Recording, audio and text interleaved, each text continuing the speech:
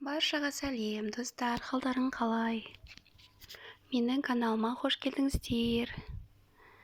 Достар, әр күніміз тек сәттілікке және берекеге толы болсын.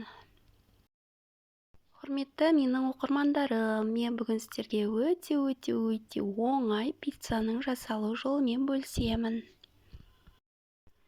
Ал бісміллә деп, ең алдымен бізге ұнымызды, ашытқы, кішкене тұз және қантты салып, құрғақ қоспамызға жұмыртқамызды қосып және сүт қосып, әдемі жұмсақ қамыр елейміз.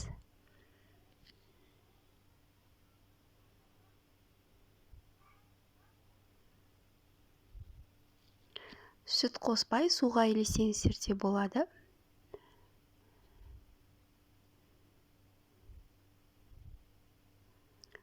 Пицца пепперони өте танымал, өте ең дәмді пиццаның бір түрі.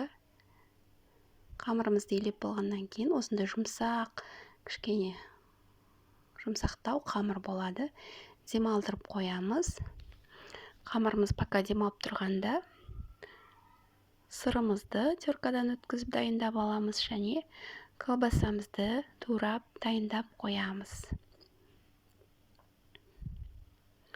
Енді қамырымызды мен үлкен бір пицца жасап жатырмын.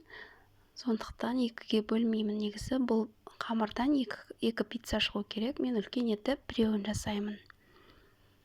Қамырымызды жұқалап жаямыз. Содан соң кетчуп пен майонезді араластырып, бетіне жағамыз. Кетчуп жоқ болса, томат араластырып жақсаңыздар да болады. Содан соң бетіне сырымызды салып шығамыз. Оның бетіне колбасамызды салып, қызып тұрған печкаға салып пісіріп аламыз. Достар, рецепттің мөлшерлерін описаниеге осы видеоның астына жазып кететін боламын.